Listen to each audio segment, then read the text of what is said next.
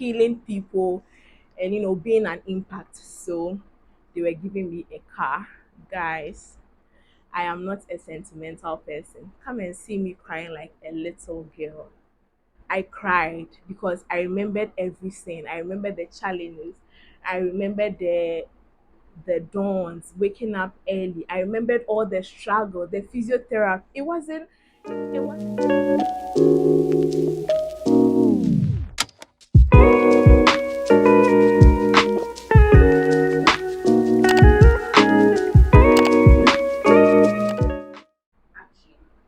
Hi guys, welcome back to my YouTube channel. My name is Wenam. Please subscribe to this channel. We have a glorious time here. As you can tell from the title, today's video is going to be a bit of a story time. It's going to be a story of faith, hope, love, and everything in between. And I pray that this story inspires you in your season of struggle, in your season of waiting, to always have faith and trust in God. It's going to be an interesting video, and so without wasting much time, let's get right into today's video. I was born at a time when my parents were at the peak of their success. My dad was thriving in business and his political career. My mom was doing well with her trade and everything. So it's just safe to say that I was born with a silver spoon in my mouth. But along the line, my dad lost his elections and then things started going south. Things became difficult for the family. But one thing my mom did during all those times up until now is always to encourage and remind me of the fact that I was born into a rich home and kind of like reinstill or refocus or redirect me to the fact that I should always have a abundance mentality. And so, in spite of all of those things, I'd always thought about the fact that I was born into a rich when I'm made for riches, regardless of what I saw around me. And so things got difficult. I didn't get any easy. I passed my BEC and I got admission into SS, and it was still tough. So at the time, my mom had put some money together to do container. Containers were in vogue and everyone was doing containers. So she wanted to do containers so that she can bring her trade back home. But then my admission came, and because there wasn't money enough at home, she had to sacrifice that money so that she can take me through school to buy my things to go to boarding school. And deep down in my heart, I made a vow to myself that when I started working, I was going to replace that sacrifice that she did for me. And I wasn't going to do a container for her. I was going to build her a store because I was deeply moved. So we went to school. And fortunately for me, I by the end of the first term, I was put on scholarship. So I was on scholarship the whole time. But they still had to send money for my upkeep. And you know how it is in boarding school. And so there it went.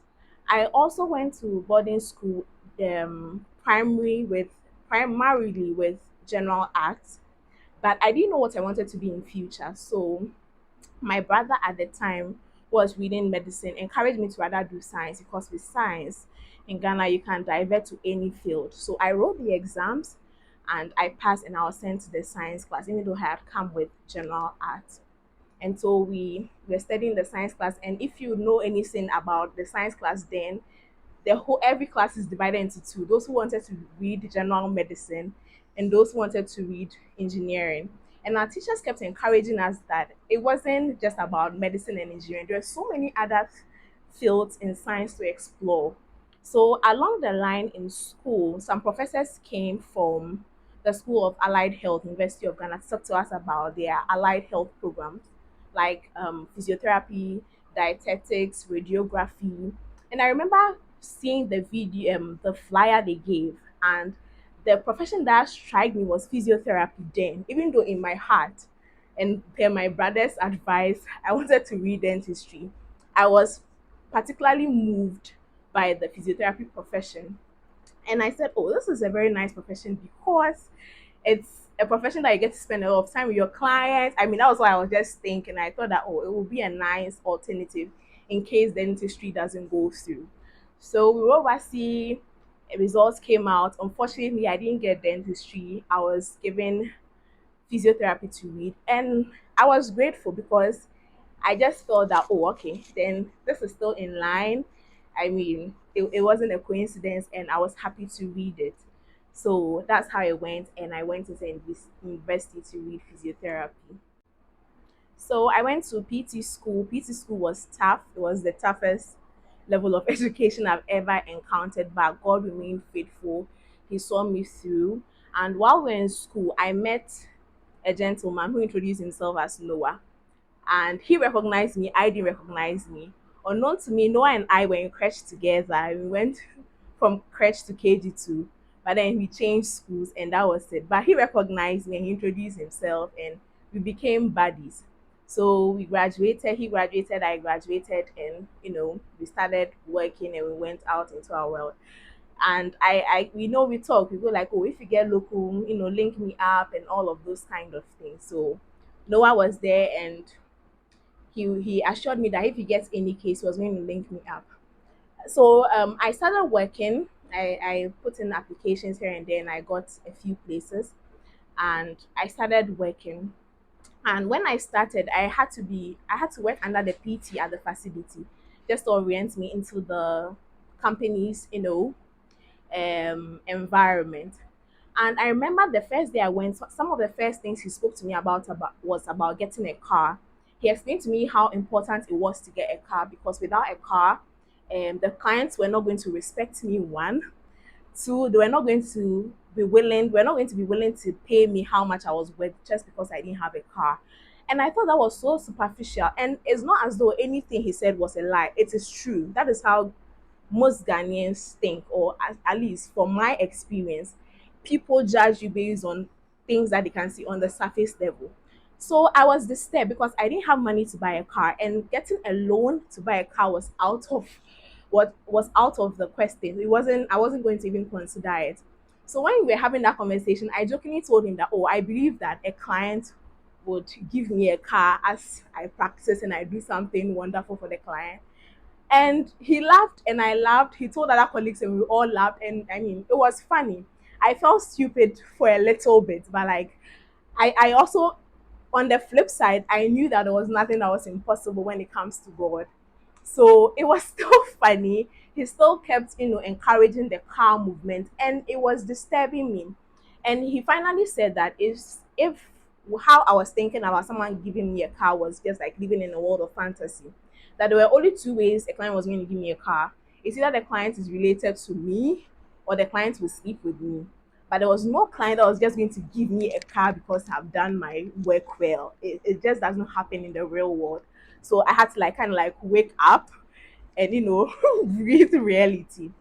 So I was like, okay, but I was still disturbed, especially not because of the clients not respecting me. I don't care about that.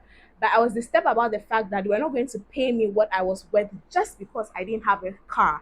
They're not going to pay me for my skill set. That was really disturbing. So I remember the time I was speaking to one other doctor at that facility, Dr. Entry. He's now in the UK. He's an optometrist. So I was talking to him about what the guy said and what I've been thinking about and all of that. And he told me something so striking. So this Dr. Entry told me something really striking. He said that, Mariana, what you're going to do is that you're going to attend to clients who appreciate you for the skill set you have to offer and not because of your ability to drive a car or not drive a car. And that was so striking. That was all I needed to hear. It gave me confidence, it gave me boldness. I stepped out there. I didn't have a car, but I had a skill and I was ready to attend to clients who knew that and appreciated me for that. So I went on and I was seeing clients and I was still praying for their car. I didn't lose hope. I didn't lose hope of the fact that I could get a car. I had a childlike faith. That's what the Bible says, right? So, yes, there was nothing that was indicating that clients were going to give me a car, but I still held on to faith, to that faith that a client could give me a car. Unfortunately for me, what the other PT told me about client wanting to sleep with me before giving me a car was very, very true when I went on the market. There were so many clients. By God's grace, I've been blessed with extremely rich clients, and but for some reason, almost all of them would want to have their way with you before helping you out with stuff like that. And I was like, wow. I always remembered where I was coming from. I always remember where I was going, and so that was something that it wasn't an option. Okay, now there were various temptations that came along the way, but the enemy always knew that I wanted the car. So for some reason, that was what all of these guys were promising, and other things as well. And I must say that one of the highlights of the temptations for me was when one of those gentlemen, after various attempts failed, called me one day and said that he had somebody for me that needed physiotherapy, and he had rented an apartment for this person, and so I had to go and see the person. And then when I went, it was a girl my age, and this girl was living the life. I mean, a girl my age then with a V8, come on, living in a nice apartment. By then, the iPhone 11 Pro Max just came. She had the phone. I mean, she was living the life. But I always thank God for my mom. My mom brought us up not to be envious people. We are not jealous people. When we see somebody who has something we do not have, we are challenged or encouraged to work hard to get it, and not to convert what the person has necessarily. So after that, I mean, I did a physio and it was still normal. He came back again trying to, because now I've seen that he can afford or provide that kind of lifestyle, and he realized actually still I wasn't in for it, so he just backed down. After that temptation, I knew that this thing, there was nothing that could ever tempt me to go toe that lane. So I continued with my work. I was trekking, and I told God that this car thing, I believe someone will give me a car. But if nobody gives me a car, I'm going to trek to the glory of God. I had that resolve, like Shadrach, Meshach, and Abednego. They said, we will not bow to your God. But even if our God will not come to deliver us, we will still not bow to your God. That was my resolve. So I kept doing what I was doing. I kept praying. I kept trusting God. And for some reason, anytime I go and ask for the car, the price of a car, I always ask for a mini SUV. And they go like, oh, Marina, for your first car, you should be targeting, the Vitz, the Picantos. And I'm like, oh no, me, my legs are too long. I don't want that car. Ghana roads are bad. I don't like. I'd always said that I wanted a mini SUV. I wanted a mini SUV, but of course the prices were way out of my league. So I'll just ask for the fun of it and say, okay, I'm still trusting God. I'm still praying. All right. So back to the Noah story. Noah finally got me a client. He first got me one client, and the client misbehaved. And Noah felt bad, and he was like, Marina, I promise you, the next client I get is going to be a good case. I'm like, oh, okay, Noah, no problem. So one time it was a Carol's night. I was at Carol's night. He sent me a message that, oh, he had gotten a client for me, and the client could work and everything. I just had to encourage the client to continue doing that. I'm like, oh, simple case, no problem.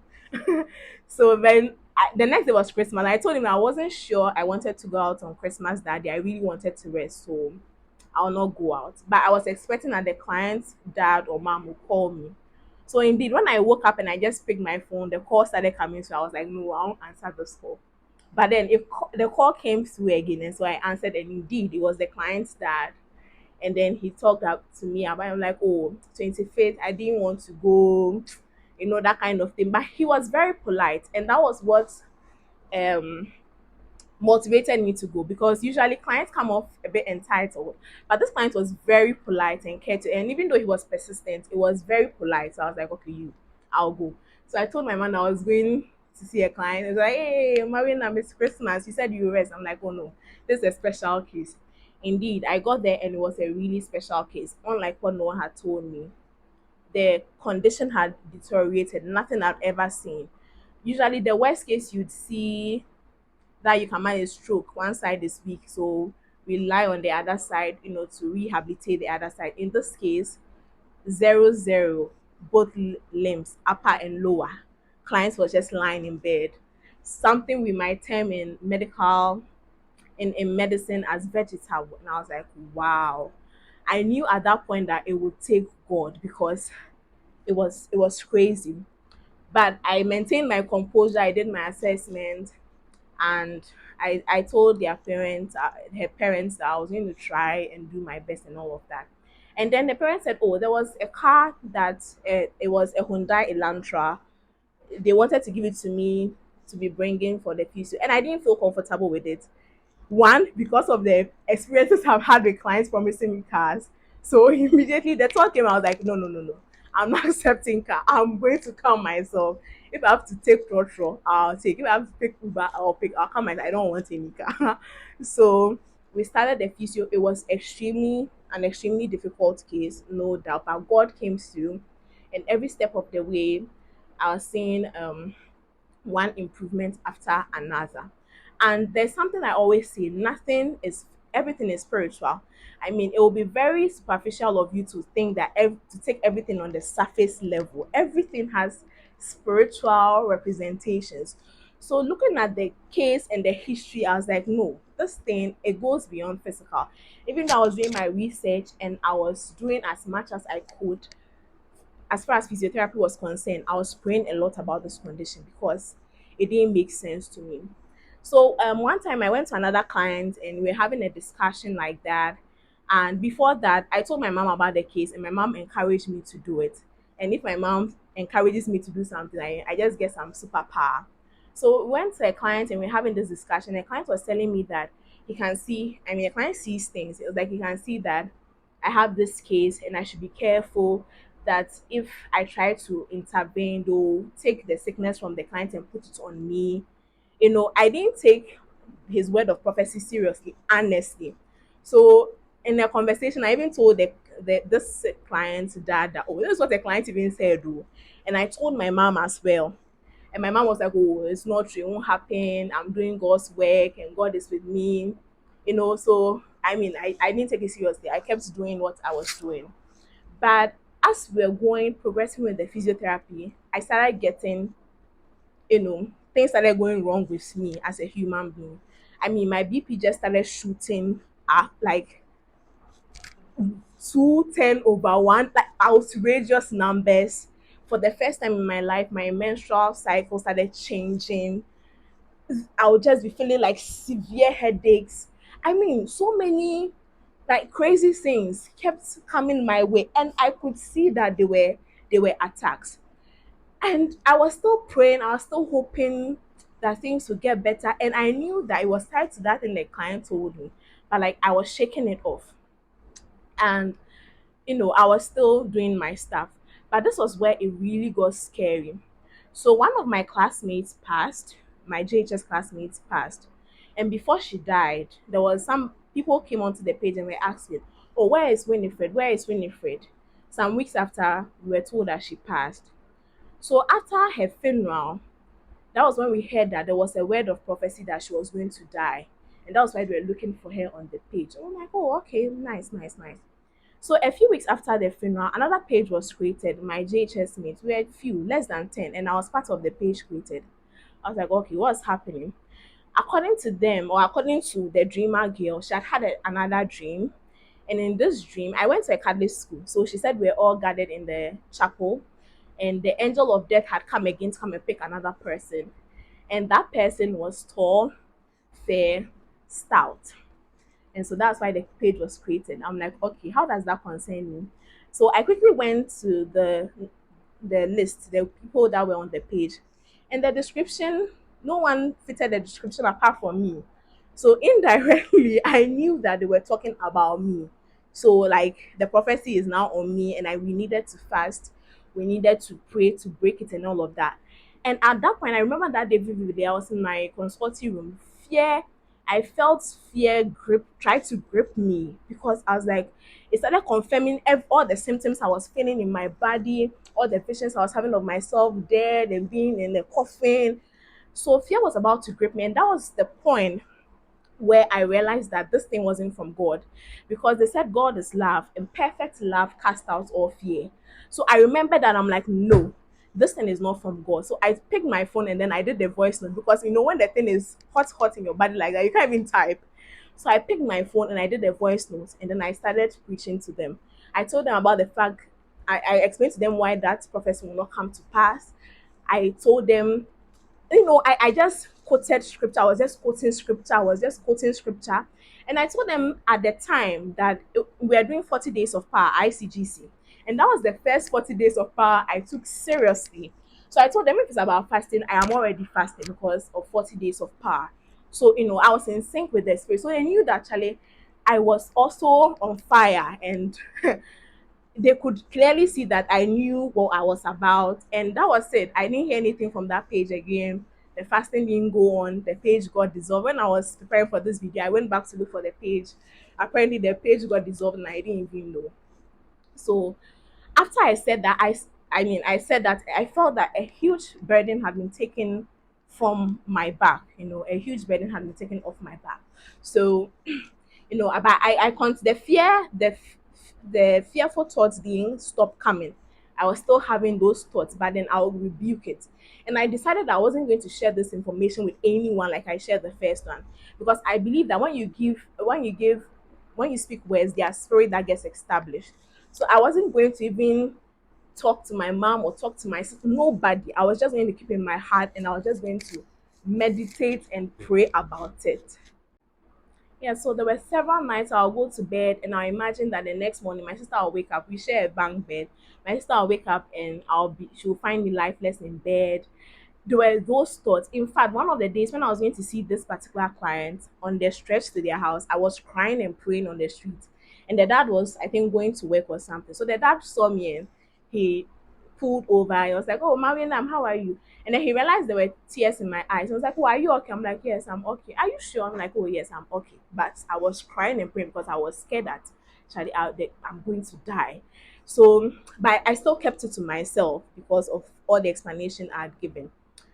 So 40 days of power, if you know ICGC, we pray a lot at church. So we went to church, one of the sessions, the prayer sessions, my pastor, Reverend Dr. Perry Tete, he said that he had a vision, and there's somebody here who is always having like death prophecy or dead dreams or dead visions that the person was going to die, and that he had turned that thing over. And that day I was just crying. That was the word. Like when it came from my pastor, I was like, yeah, God like really has really got my back. And this thing was real. Even though initially I didn't take it serious, it was really happening, but God had turned it around. And there's another pastor I follow on Instagram, Pastor Nisosui. He also prophesied over my life in one of the prayer sessions that will leap over walls, in that line. So then at that point I knew that it was finished. Like Jesus said on the chorus, it is finished. And I started working on all the physical symptoms that were happening with my BP, with my um menstrual cycle. I was doing the physical and the spiritual, of course.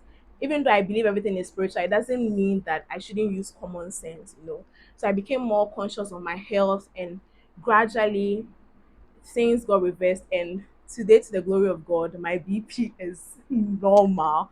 My menstrual cycle is back to normal. And I say this to the praise and glory of the name of God. So I started working long time, and I promised my mom the store like I told you. I told her initially that I'll use my first 3 months salary to build a store for her. But when I started working, I realized that no, that was living in fantasy. 3 months salary does not build. It doesn't even buy 10 blocks of cement. I don't know. But it doesn't do much. So I couldn't build in the first 3 months, like I said. But after working for almost 4 to 5 years, I decided to pool resources and build her store for her because I felt it was long overdue. So that was last year.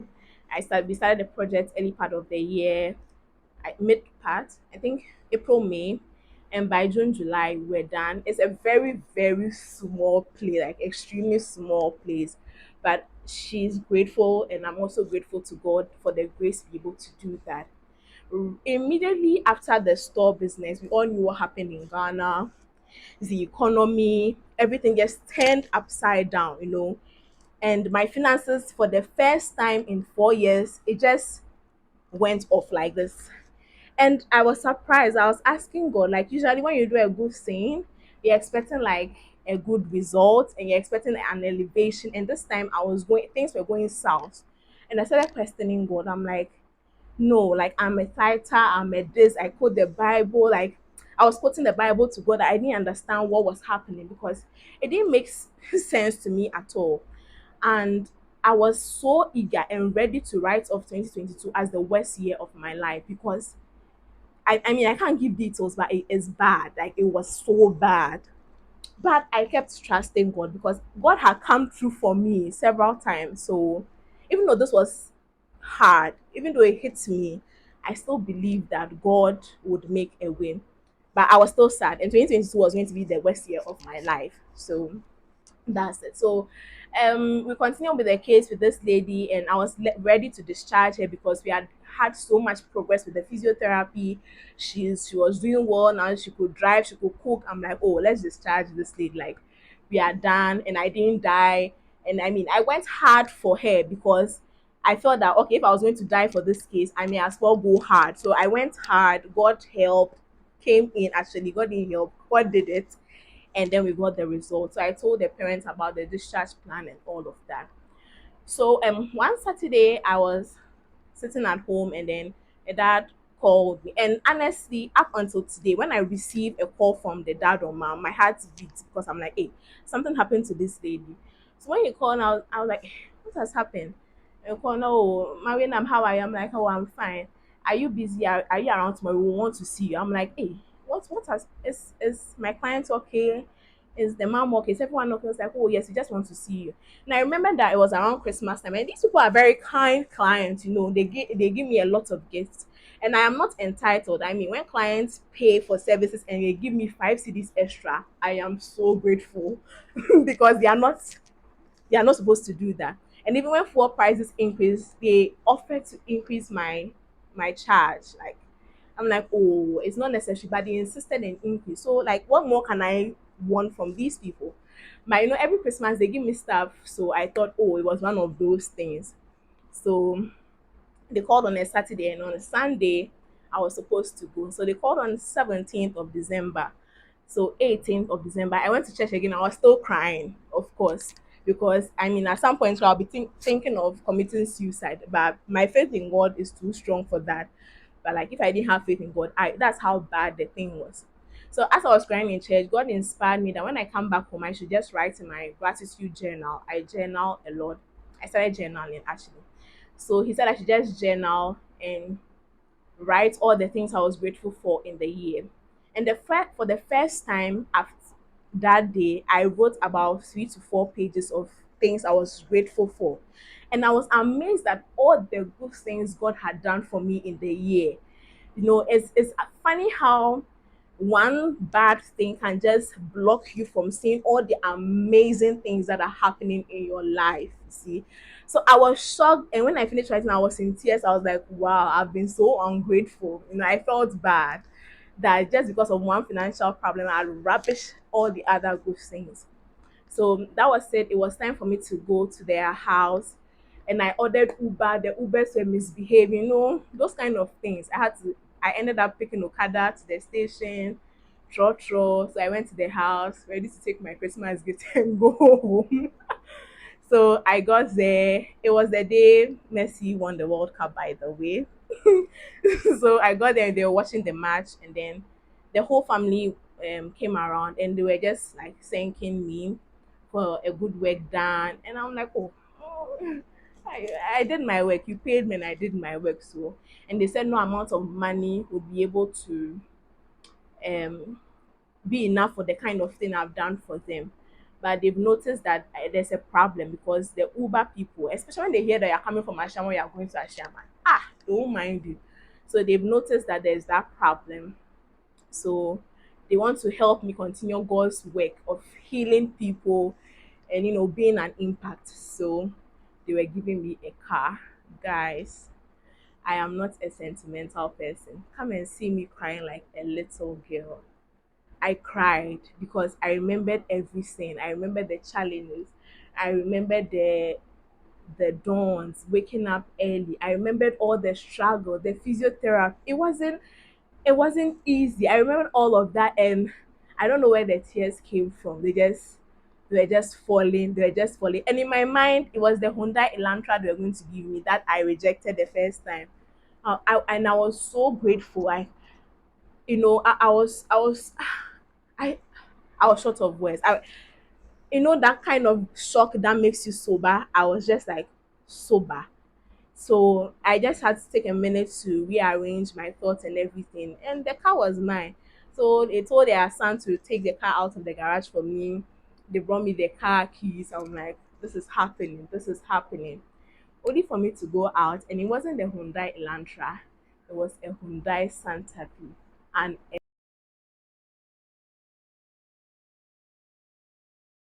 SUV.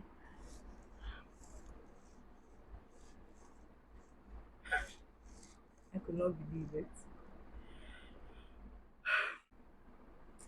It was a Hyundai Santa Fe. So even though I had gone to driving school, at the time when I said that a client was going to give me a car, then over 4 or 5 years ago, I went to driving school to learn how to drive in anticipation of the car. Then all the disappointment started. So even though I have a driver's license, I haven't driven a car in a long time. So I couldn't have driven the car to the house. So they offered to drive the car to the house for me. So I sat in the car and I directed them to, and then they brought the car to the house. And these people didn't even want to thank you for my parents. I mean, I closed the door, the gates that I wanted to call my parents and my thing, and they're like, no, no, no, no. They entered the other car they came with, and then they zoomed off. My mom couldn't believe it. My dad couldn't believe it. It's been almost 2 months, and I still can't believe it. And they were like, you're going to change the papers. They bought the car brand new and used it for some time and they gave it to me. So the manual and everything is in the car. It's a strong, solid car. And I still couldn't believe it. After some 2 or 3 weeks, the papers were sent and the car had been transferred into my name. Like, and when the papers came, my sister was like, wow, Marina, do you know that when they're counting your properties, the car will now be packed? And that really hits me. That really, I was like, wow, like I didn't think about it this way. So I have a Hyundai Santa Fe car, and this is the story, guys. This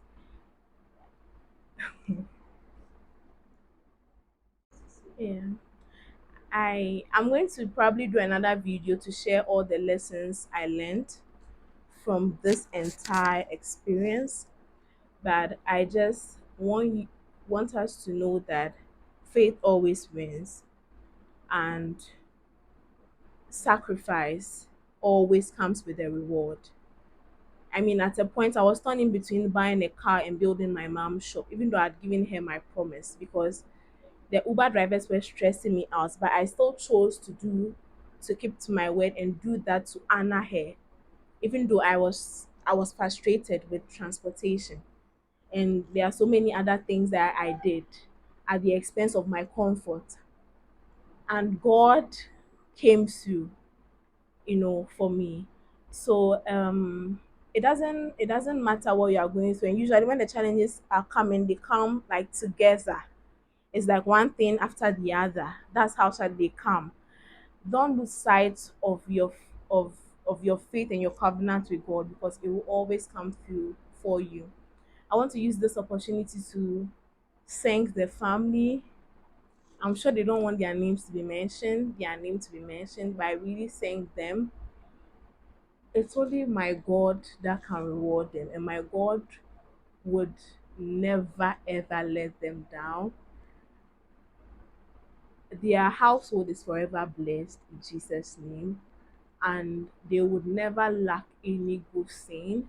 They've shown to me that indeed, in a world where people are polluted, in a world where people are corrupted, there are still good people that exist, and they are a testimony, and forever their lives will continue to remain a testimony to the glory of God. I would want to thank all the wives and yeah, all the wives of the men that saw me as a daughter and advised me. At some point, some of their wives would tell me that, Marina, I know my husband wants to do 1, 2, 3, 4, but listen to me, girl, it's not worth it. I really want to appreciate those women as well for not seeing me as threat, but seeing me as a younger sister and encouraging me in the path that I had already chosen for myself to go. I really, really appreciate them, and I thank them for their prayers. I would want to thank my parents as well, especially my mom. when things got tough, if my mom had told me to stop, I would have stopped. But my mom encouraged me, and today I have this testimony to share, and I have this car that would continue remain a testimonial of the faithfulness and grace and goodness of God. And that will be it for today's video, guys. I'll be sharing more on the lessons and anticipate new videos. Until next time, stay safe, stay blessed, and don't forget to hold on to your faith, because it would have and will give you a great reward at the end. Thank you. Like this video, subscribe, share this video so that it's a blessing to somebody else. Until next time, bye bye.